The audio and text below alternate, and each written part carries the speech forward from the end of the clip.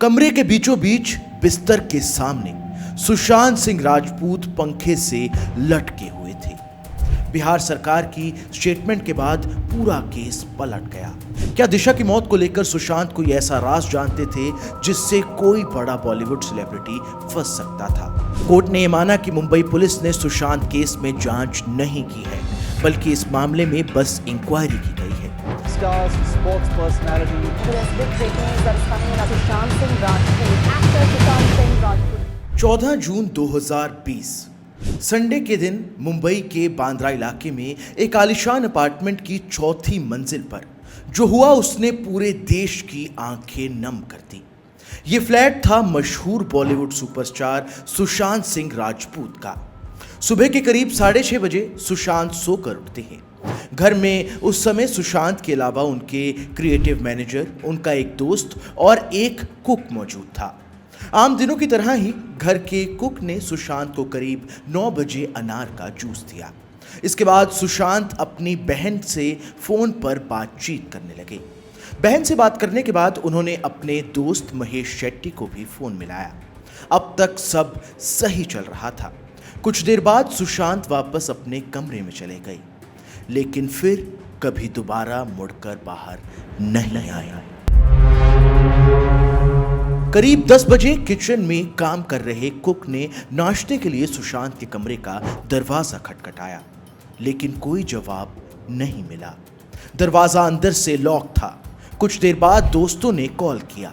Phone बजा, बार बार बजा, लेकिन कोई जवाब नहीं मिला। सुशांत को कई आवाजें भी लगाई गईं, लेकिन फिर भी कोई जवाब नहीं मिला। मैनेजर ने सुशांत की बहन को फोन किया। बहन आई और नकली चाबी बनाने वाले को बुलाया गया, लेकिन दरवाजा खुलते ही सामने जो दृश्य था उसे देखकर सबकी रूह कांप उठी। कमरे के बीचों बीच बिस्तर के सामने सुशांत सिंह राजपूत पंखे से लटके हुए थे। पुलिस ने मीडिया से बात करते हुए बताया कि उन्हें यह खबर करीब 2 बजे मिली और 2:30 बजे पुलिस उनके फ्लैट पर पहुंची। इस खबर के सामने आते ही पूरे देश की आंखें नम हो गईं। एक टैलेंटेड एक्टर के यूं चले जाने का दर्द कोई नहीं सह पा रहा था। पूरे सोशल मीडिया पर सिर्फ यही खबर ट्रेंड कर रही थी, लेकिन इससे भी ज्यादा ट्रेंड कर रहा था एक सवाल: सुशांत की मौत सुसाइड है या फिर मर्डर? सुशांत की मौत की जानकारी मिलते ही मुंबई पुलिस करीब 2:30 बजे मौके पर पहुंची। पुलिस की जांच के मुताबिक सुशांत की मौत 10 बजे से 1 बजे के बीच में हुई। करीब 1 महीने की लंबी जांच के बाद मुंबई पुलिस इस कंक्लूजन पर पहुंची कि सुशांत की मौत में कोई फाउल प्ले नहीं है। सुशांत ने खुदकुशी की है। मुंबई पुलिस के पास अपनी इन्वेस्टिगेशन को सपोर्ट करने के लिए 4 बड़े एविडेंस थे। जिस कमरे में सुशांत की मौत हुई उस कमरे का दरवाजा अंदर से बंद था। इस बात के गवाह सुशांत के घर में मौजूद तीनों लोग थे। इसके अलावा खुद सुशांत की बहन ने भी इस बात को कंफर्म किया था। दूसरी ओर दरवाजे और ताले की जांच में भी ये पाया गया था कि उनके साथ कोई छेड़छाड़ नहीं की गई है। दरवाजा अंदर से ही बंद था, मतलब कमरे में सुशांत अकेले थे और अंदर से दरवाजा उन्होंने ही बंद किया था। जिस सीलिंग फैन पर सुशांत की बॉडी लटकी हुई थी उसमें और बेड के बीच में कुल 5 फीट 11 इंच का फासला था। सुशांत की हाइट 5 फीट 10 इंच थी, यानी बेड पर खड़े होने के बाद सुशांत और पंखे के बीच सिर्फ 1 इंच का फर्क था। फोरेंसिक एक्सपर्ट्स के मुताबिक पंखे और बेड के बीच जितनी ऊंचाई थी उस ऊंचाई पर सुशांत अपने दोनों हाथ उठाकर आसानी से पंखे पर गांठ बांध सकते थे, लेकिन इतने डिफरेंस में लटकना पॉसिबल नहीं था। लेकिन सुशांत की बहन, ताला बनाने वाले और घर में मौजूद सुशांत के दोस्तों के मुताबिक जब कमरे का दरवाजा खुला तो सुशांत के पैर बेड के किनारे से बाहर जमीन पर लटके हुए थे। जमीन से पंखे के बीच करीब 8 फीट 1 इंच का फासला था। तो पुलिस रिपोर्ट्स के मुताबिक ऐसा पॉसिबल हो सकता है कि सुशांत ने फंदा गले में डालने के बाद बेड के बाहर की ओर जंप कर दिया, जिससे वो सही से लटक सकें। सुशांत की बॉडी पर चोट का एक भी निशान नहीं था। अगर कमरे में कोई हाथापाई हुई होती तो ऐसे निशान जरूर मिलते। सुशांत के दोनों हाथों की उंगलियों के सारे नाखून भी बिल्कुल साफ मिले। अगर कोई झगड़ा हुआ होता तो नाखूनों में कोई ना कोई सबूत जरूर मिलता। इतना ही नहीं, यहां तक कि सुशांत के कपड़ों पर भी कोई निशान नहीं मिला।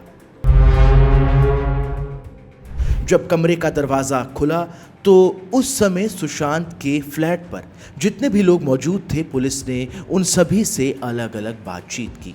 इसमें सुशांत की बहन, उनके दोस्त, उनके नौकर, यहां तक कि डुप्लीकेट चाबी बनाने वाले का भी बयान शामिल था।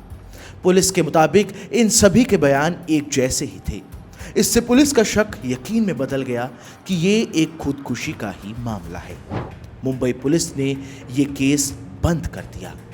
लेकिन 25 जुलाई 2020 को इस केस में एक बड़ा मोड़ आया।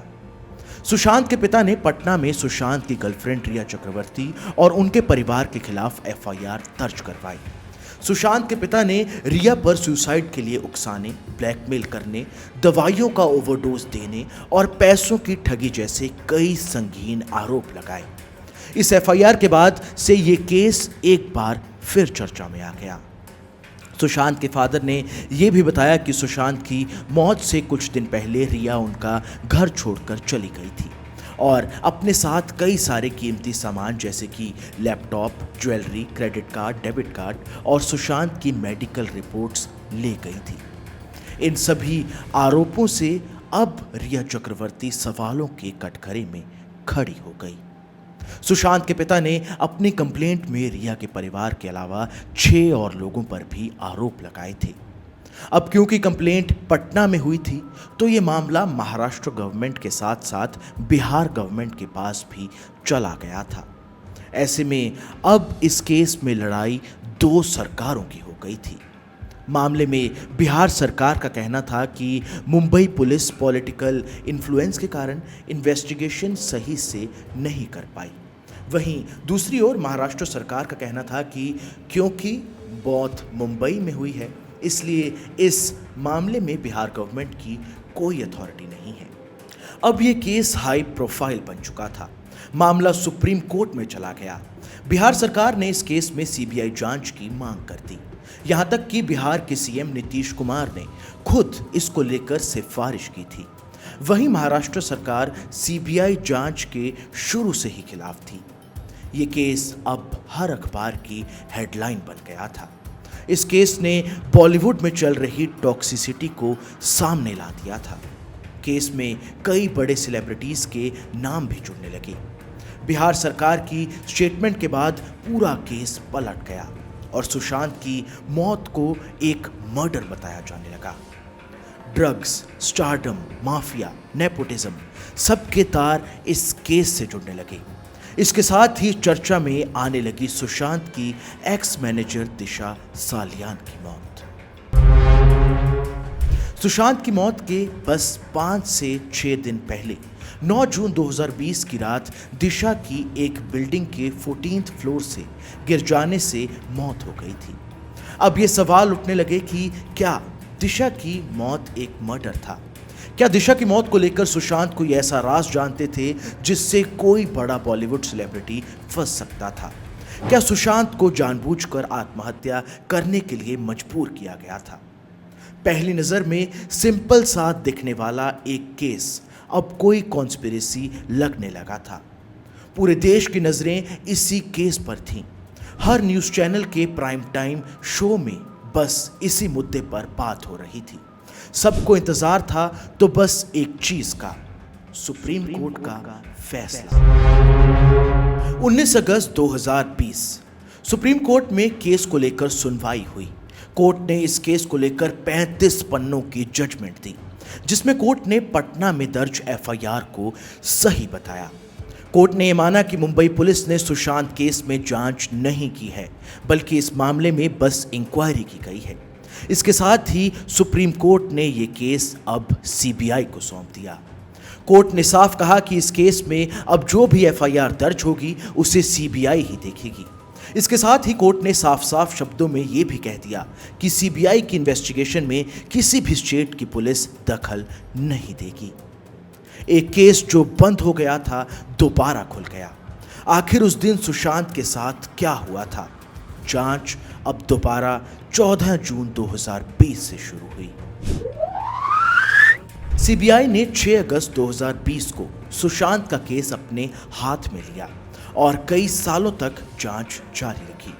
अपनी जांच में सीबीआई ने रिया चक्रवर्ती और सुशांत से जुड़े कई करीबी लोगों के बयान दर्ज किए। एक्टर के मेडिकल रिकॉर्ड्स भी खंगाले गए थे। इसके साथ ही सीबीआई ने इन्वेस्टिगेशन के दौरान फोरेंसिक रिपोर्ट, पोस्टमार्टम की वीडियोग्राफी और विसरा रिपोर्ट एम्स के एक्सपर्ट को भी भेजी थी। वहीं सुशांत की सोशल मीडिया चैट्स को स्टडी करने के लिए उन्हें अमेरिकन एजेंसीज के पास भेजा गया था। सीबीआई की इन्वेस्टिगेशन करीब 5 साल तक चलती रही। 22 मार्च 2025 को सीबीआई ने मुंबई की एक कोर्ट में अपनी क्लोजर रिपोर्ट पेश की। इस रिपोर्ट में सीबीआई ने बताया कि सुशांत सिंह राजपूत ने सुसाइड किया था। किसी ने उन्हें मजबूर नहीं किया। सीबीआई को अपनी जांच में किसी क्रिमिनल एंगल या फाउल प्ले के सबूत नहीं मिले। वहीं एम्स की फोरेंसिक टीम ने भी अपनी रिपोर्ट में मर्डर की संभावना को खारिज किया। अमेरिकन एजेंसीज का भी यही कहना था कि सुशांत की सोशल मीडिया चैट्स के साथ छेड़छाड़ का कोई सबूत नहीं मिला है। इन्हीं रिपोर्ट्स के आधार पर सीबीआई ने अपनी इन्वेस्टिगेशन में रिया चक्रवर्ती और उनके परिवार को क्लीन चिट दे दी। ये वीडियो आपको कैसी लगी हमें कमेंट कर जरूर बताएं। इसके साथ ही ऐसी और ट्रू क्राइम स्टोरीज देखने के लिए हमारे चैनल को सब्सक्राइब करना ना भूलें।